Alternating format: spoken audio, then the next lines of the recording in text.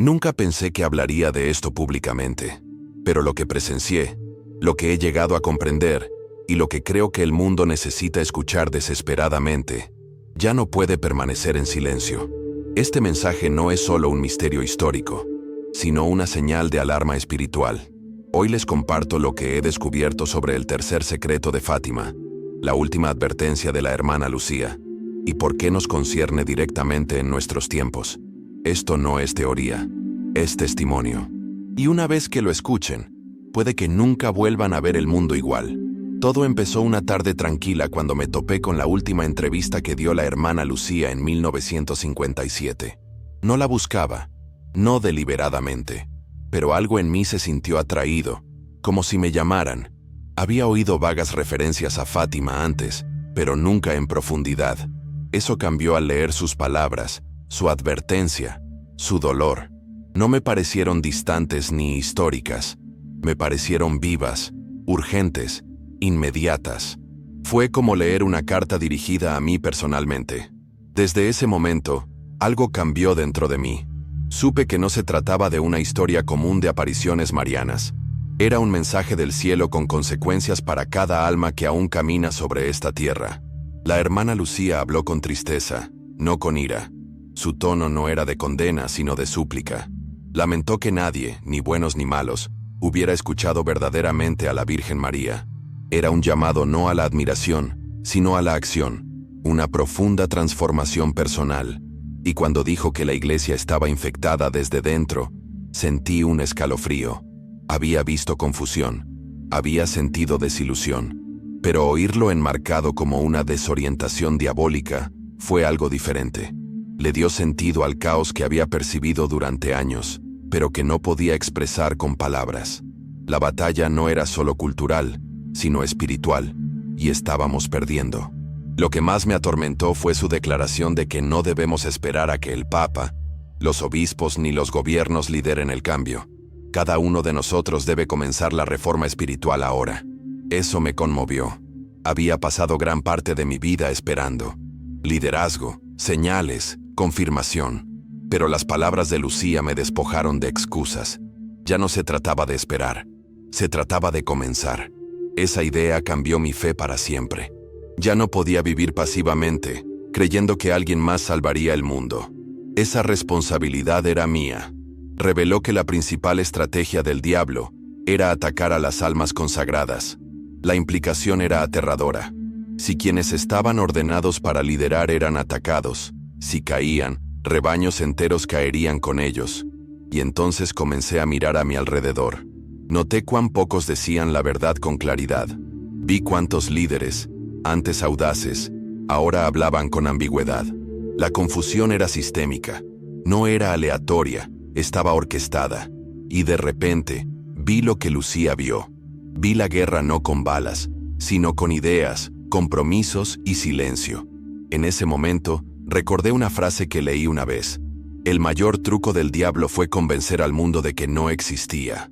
Pero allí estaba una mujer, una humilde monja de clausura, declarando que él no solo había existido, sino que se había infiltrado en el corazón de la iglesia.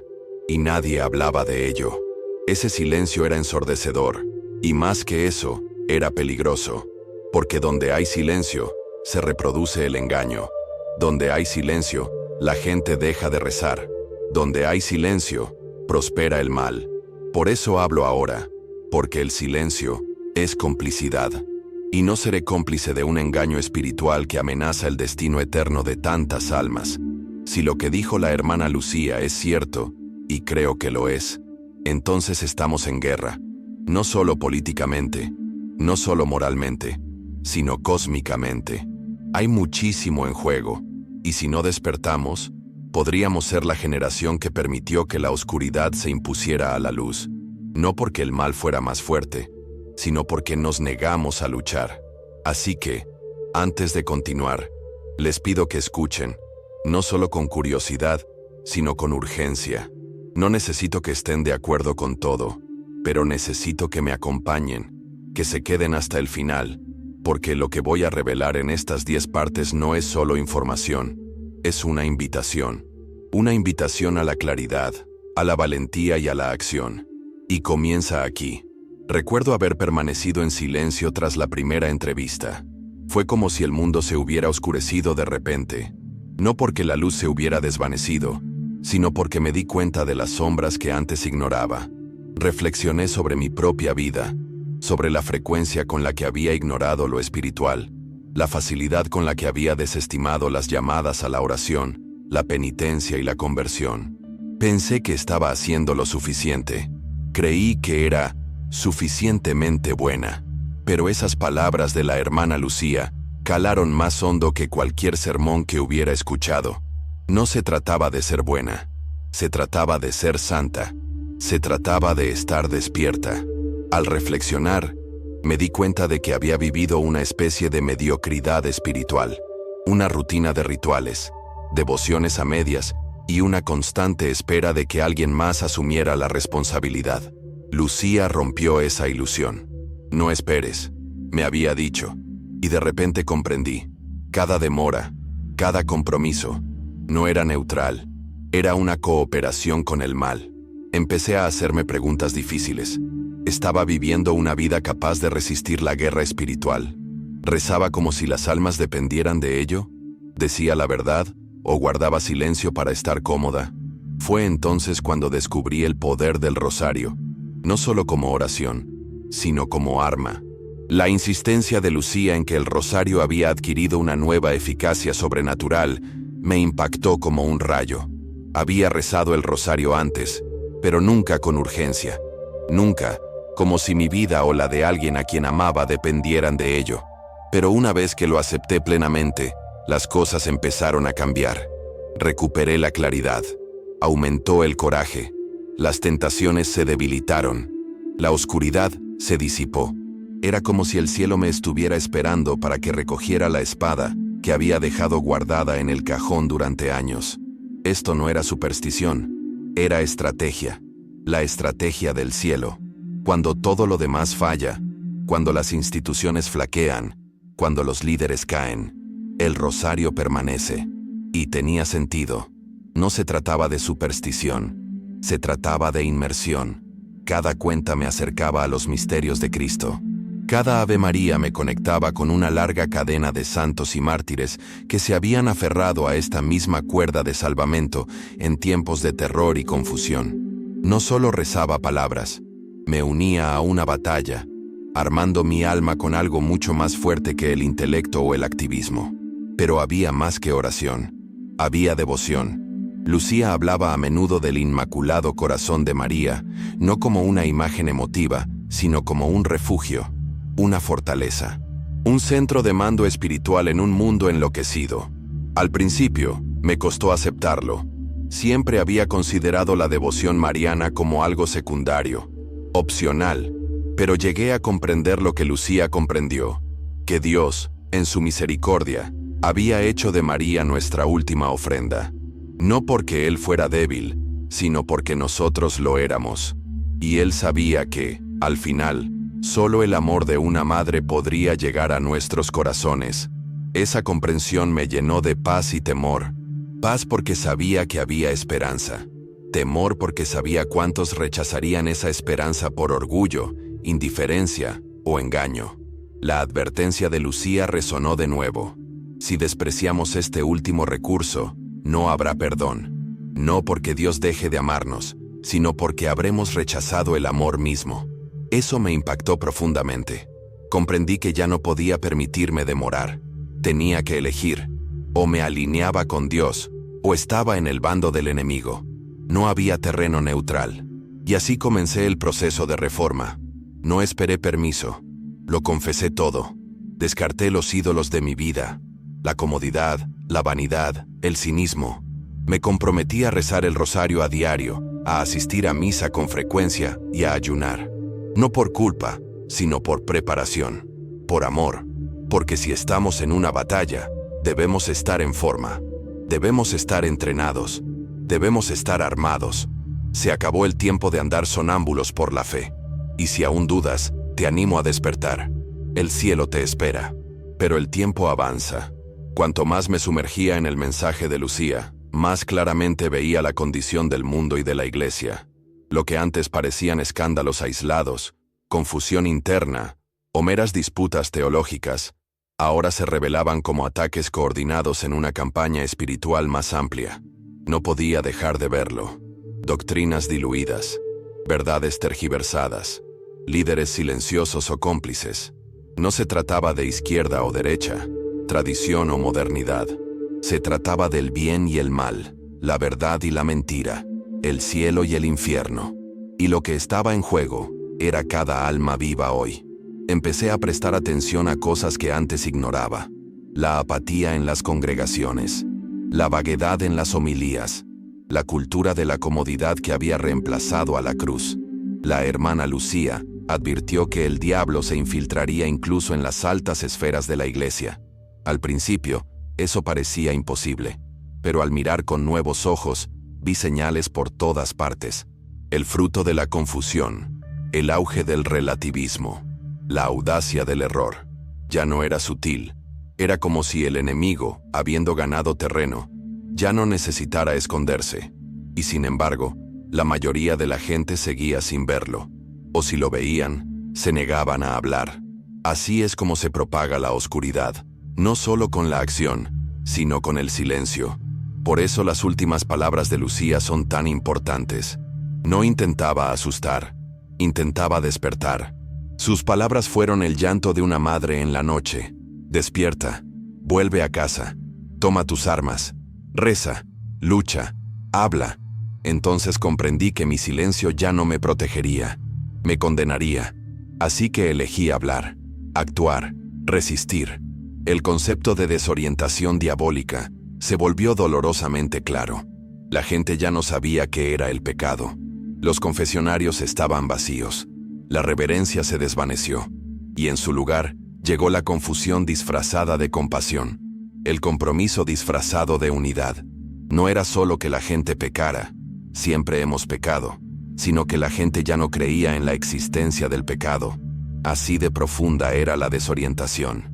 Y por eso la advertencia de la hermana Lucía parecía profética. No porque predijera la tecnología o la política, sino porque describía la condición de nuestras almas. En su entrevista, dijo que el diablo tenía en la mira el matrimonio y la familia. Y de nuevo, miré a mi alrededor y vi sus palabras cumplidas. El divorcio normalizado, el género borrado, los niños confundidos, la iglesia doméstica, el primer campo de batalla, se desmoronaba. Y sin embargo, el rosario podía reconstruirla. Esa simple y humilde oración podía santificar una familia, podía disipar la confusión, podía restaurar la paz, y así lo recé, no solo por mí, sino por mi hogar, mi cónyuge, mis hijos, mis futuros descendientes. No solo rezaba por consuelo, rezaba por un legado. Esto ya no era una devoción privada, era un deber público. Cada rosario se convirtió en un acto de resistencia, cada confesión, una declaración de guerra, cada ayuno, un golpe a los planes del enemigo. No era perfecto, pero estaba consciente, y eso marcó la diferencia, porque la conciencia lleva a la vigilancia, y la vigilancia lleva a la santidad. Empecé a ver lo que vieron los santos, que nuestras vidas solo importan si están alineadas con la eternidad. Todo lo demás se desvanece. Carreras, reputaciones, incluso la salud. Pero el estado de nuestra alma perdura. Así que, si estás escuchando esto y te preguntas por dónde empezar, déjame decirte, empieza con un rosario, un acto de contrición, una confesión sincera, un ayuno, un acto valiente de verdad. El cielo no exige perfección, requiere buena voluntad.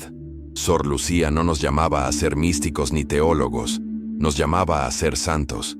Y la santidad empieza con un sí.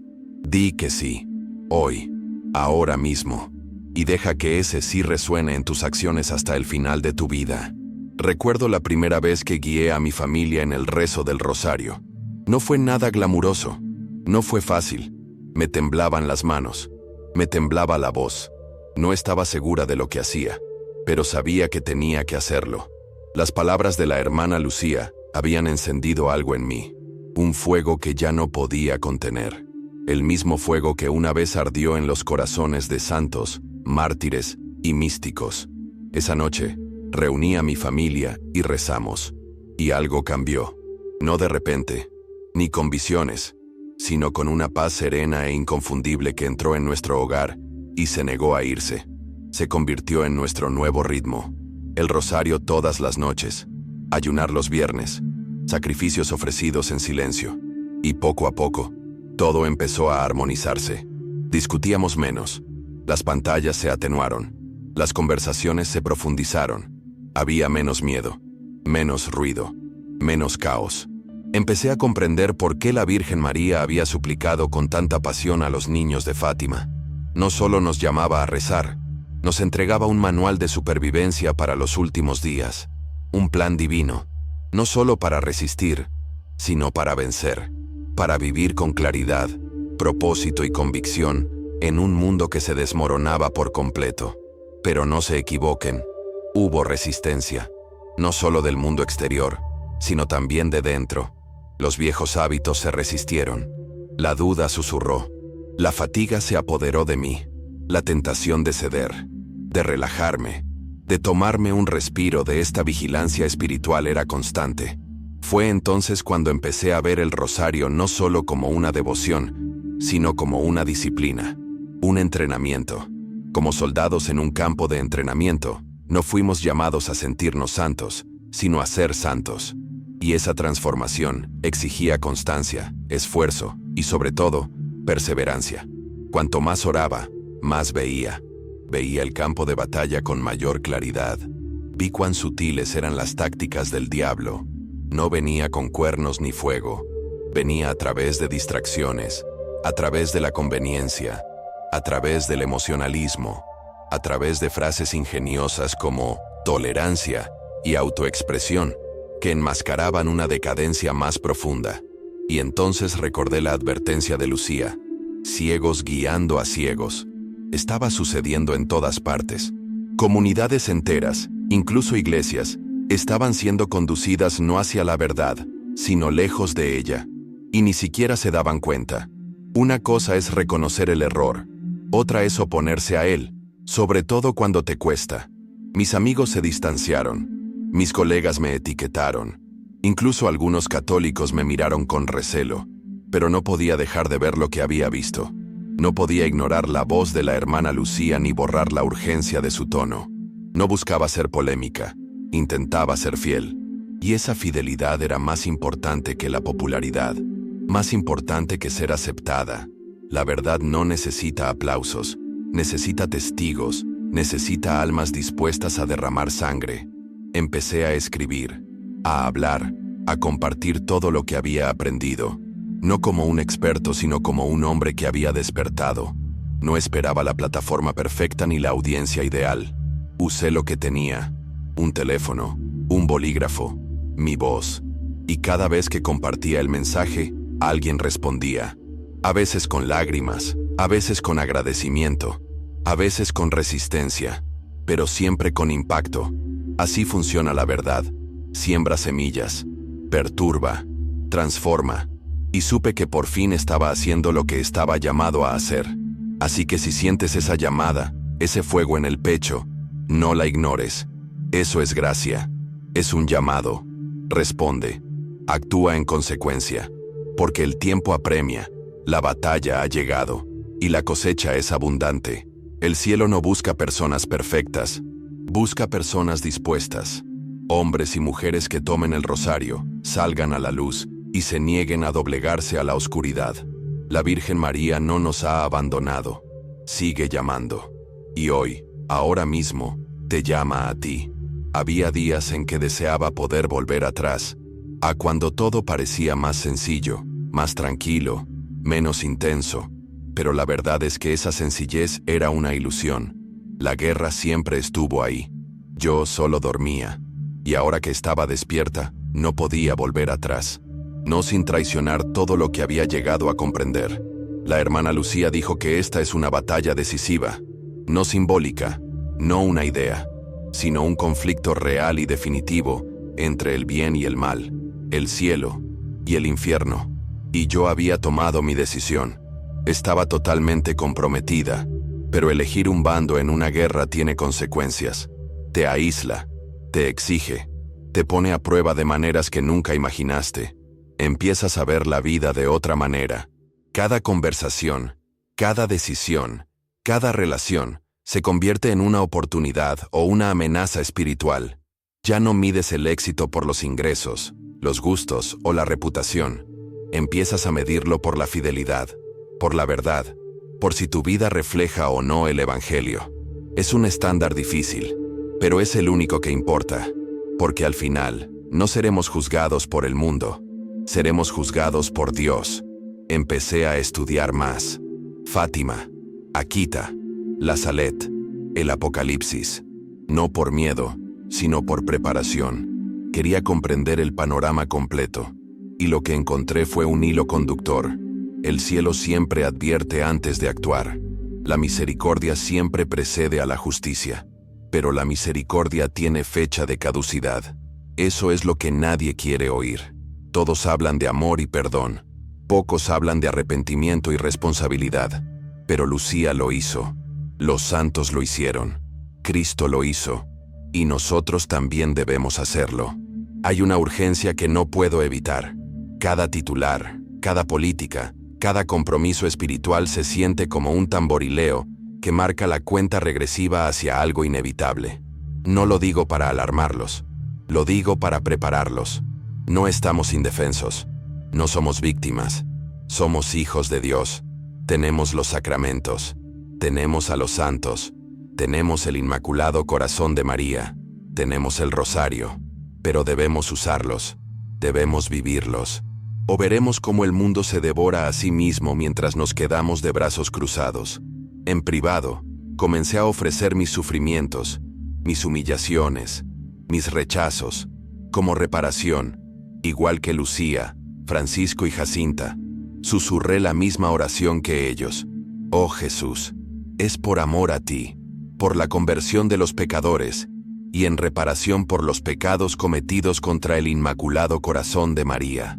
Esas palabras se convirtieron en mi himno, dieron sentido al dolor, transformaron el sacrificio en ofrenda, me enseñaron que el sufrimiento no es el enemigo, sino el pecado, y esa comprensión fue liberadora.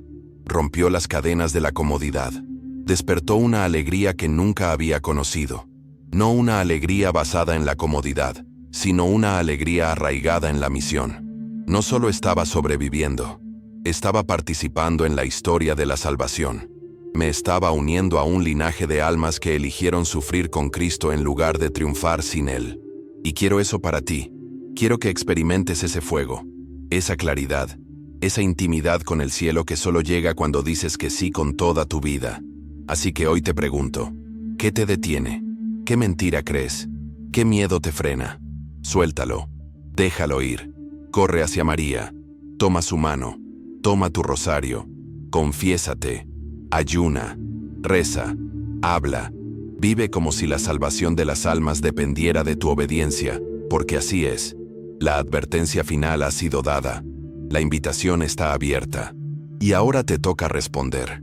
Ahora que han escuchado este mensaje, este testimonio, les insto a no dejarlo pasar desapercibido. El tiempo de la fe cómoda ha terminado. Estamos al borde de la eternidad, y cada alma importa.